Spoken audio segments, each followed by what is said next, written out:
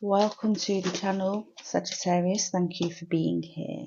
So you have your card coming through, the Temperance, overall energy. So for 2024, the reading will be done as a collective reading. We'll get a couple more oracle cards and then we will pull out the tarot and do a month by month from January to June, the end of June.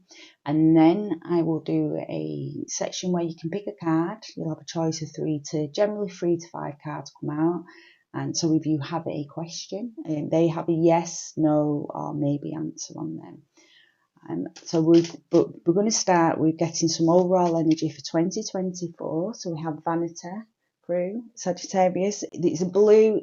That's the throat chakra, and which relates to I speak. It also relates to the your true expression of self as well, but we'll look closer into that vanity card in a moment. Let's just get the rest of your cards out. Feel that one jump through. Rising up, I'm feeling this one as well, New Dawn, and this one, self-realization. Okay, let me show you your card, Sagittarius. So the first one you have is the Rising Up card. Rising up. You have the self-realization card as well. Brilliant. And you have New Dawn. It's a new dawn. It's a new day. It's the number 3 card as well. That reminds me of mind, body, spirit, Sagittarius. So I feel when you get the number 3 out, it's always about balance, like a coming together so that the mind, the body and the spirit are working more harmoniously. And I feel this is this rising up and self-realization energy that's coming around. And also, speaking of balance, your card, the Temperance card, which is basically balancing the spiritual and the earthly realms. Or another way of looking at that, Sagittarius, is bringing the spirit or the soul purpose into your life. You can look at it in that way as well. So with the Vanity card, the energy is about faith and transformation.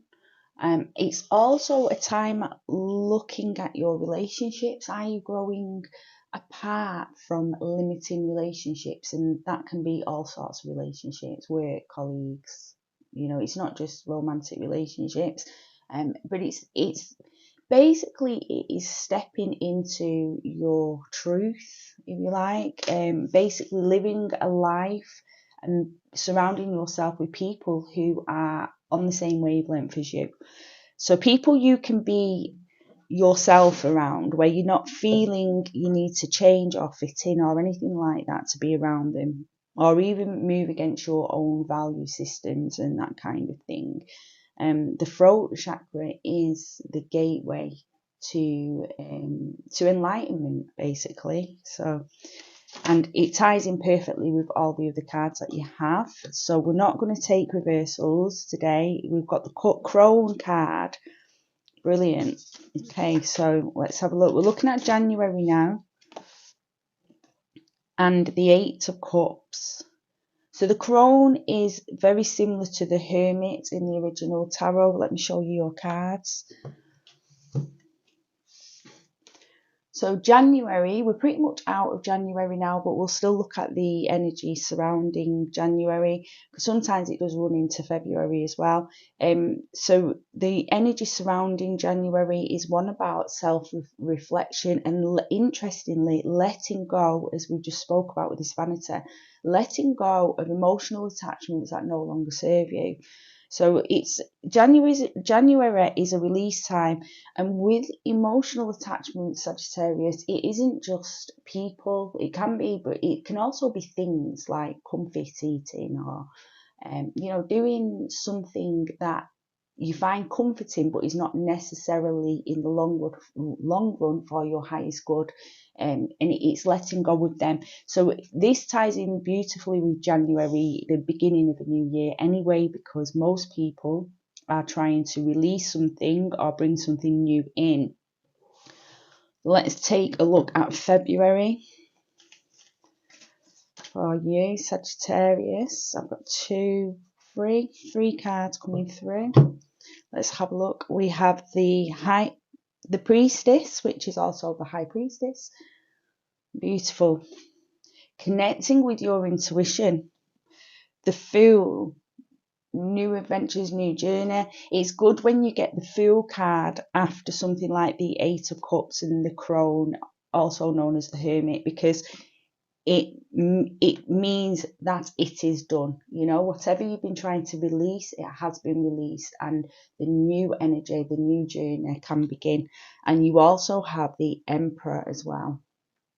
The Emperor energy, so putting things in place in terms of order, routines, order, and the practical, bringing the practical things that need to be brought in order to create the reality that you are wanting to experience in your lifetime, Sagittarius. So we're seeing a shift in the energy. We're seeing a letting go in January. In February, we're seeing that pretty much is the letting go period is completed, and it's moving into a new energy, and an energy that is more practical in nature. Okay.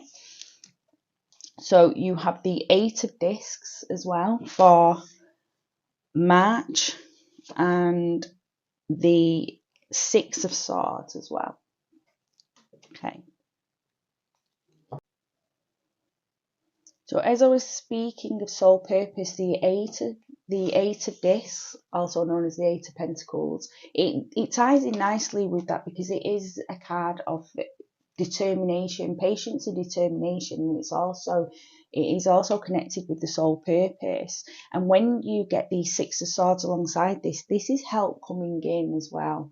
It also can be moving past old thought patterns that are no longer serving you as well. But it's all about your personal evolution and your personal journey. So again, we've got this theme of the soul journey coming through. It runs all the way through your reading, Sagittarius. So another way looking at that is stepping into the life that you feel is in alignment with who you truly are, making steps towards that. And again, with the eights, when we get the 8 through, it's letting go. We are in an 8 year this year, so it is a year of letting go of things, seeing things that no longer serve our purpose, we're not in alignment with, things we need to leave behind, and letting go. It's a letting go year. So your reading is in perfect synchronicity with the year 8 that we're having, Sagittarius. So it's very strong energy, it's good energy, and yeah, it looks like this is a year for you getting things done, Sagittarius. It's time to get stuff done. Any limits you've had, any blocks, it's a time for releasing them. You have the Two of Swords there. Okay. And you also have, do we have 2 cards coming through here? Yeah. The Four of Discs, or the Four of Pentacles. And the Shaman of Cups, which is the King of Cups. Okay, so again, we're seeing more balance coming in with the two. The Two of Swords is a time of bringing in decisions and choices that need to be made. So it's looking at the different ideas, the different options that you have, and choosing the best route of action as well. It's also a time for you, Sagittarius, to be maybe looking at your memories and how the memories affect your thoughts. I feel with the Four of Pentacles being here as well, you're going to be concentrating on stability and saving for the future. It's all about your successes. It's a beautiful attitude of gratitude, this card. It's a reminder that once you can put your mind in the right direction, you can achieve that which you're setting out to achieve as well. And there's also a helping others in need, so it's tapping into your own spiritual heart and being helpful where others need it as well, giving back.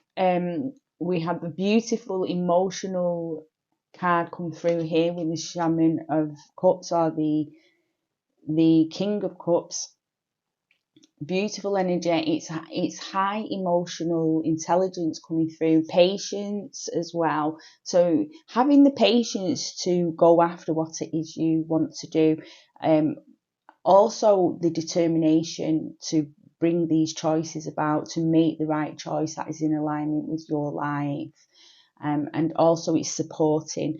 It's, the king is the master of the suit. So in the cups are the emotions. So it's being able to navigate through your relationships. If you've been in a relation, any kind of relationships that have been a little bit emotive or hard to deal with, now in April, it's a really good month to be dealing with them in a way that, you can meet it without getting too triggered. I don't really like using that word, but for want of a better word, triggered, and be able to come from that emotional intelligence side in a more of a calm demeanour and get problems solved. So it's a problem solving time for you in April, but coming from a really nice place while solving the problems. Okay, so you have the 5 of Wands in May. Let's get some more information for this 5 of Wands.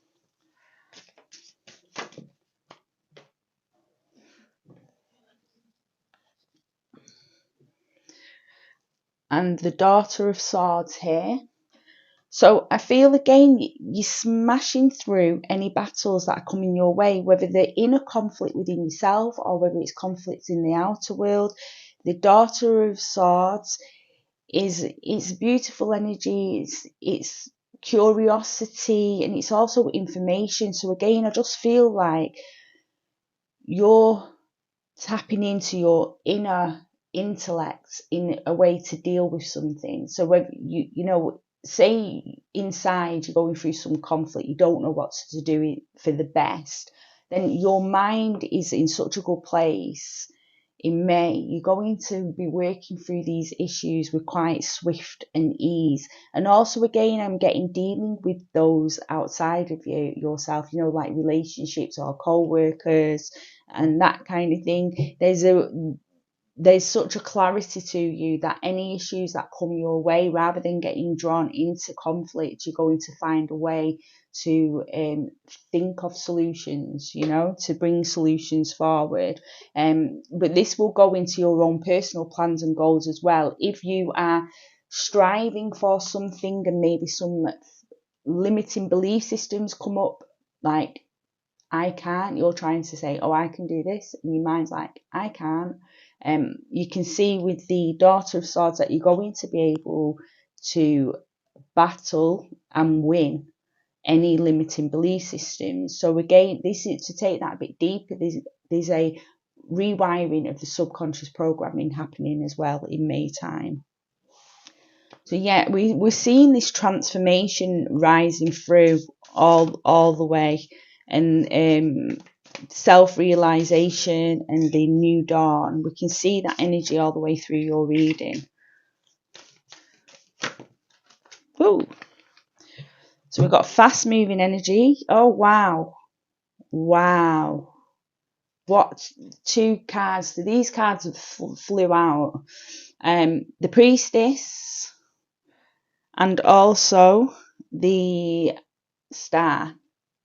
Okay, so with these 2 cards, I've just realised, the Priestess of Swords that hit, so the Queen of Swords and the Star card. So again, we've got more high sword energy, so that's basically mental clarity. But with the Star card, you've also, alongside this mental clarity, brings with you hope, renewal, a feeling of connectivity, feeling connected to yourself, feeling connected to the world around you. When I say yourself, I mean like your soul. And feeling really connected to the world around you. You may find that you've been through some sort of energetical shift, maybe a raising of the consciousness as well, in the 6 months leading up to getting this Star card. And it's just a really beautiful time. It's June, and yeah, by June time, you're just going to be in such clarity. And I just feel, if you have been going through any struggles, say in 2023 and earlier, I feel the first 4 or 5 months of the year is all about doing that inner work, recognizing things, having self-realization, and then by the time you start getting to around about May and June, maybe even April as well, the energy surrounding you is it's just of moving forward. And so this year for you, Sagittarius, it's all about bringing in balance and getting that which you want done, and also removing things that are not in alignment with you this year. So it's all about moving forward on your path and moving in the right direction. So what I'm going to do now, Sagittarius, I'm going to clear the table, and then I will get the cards out for the yes or no section, where you can have a question and get a yes, no, or maybe answer to that question.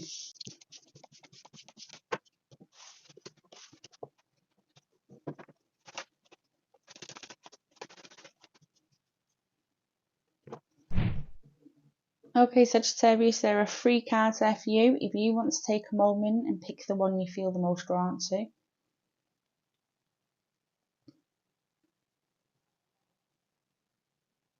If you need more time, you can pause the video because I'm going to start turning over the cards. Card 1, you have a no. Okay. Card 2 is also a no. And card 3 is a yes with the sun. Here comes the sun. Thank you very much for watching, Sagittarius. It's been a pleasure reading for you. I wish you all the best for 2024. Bye.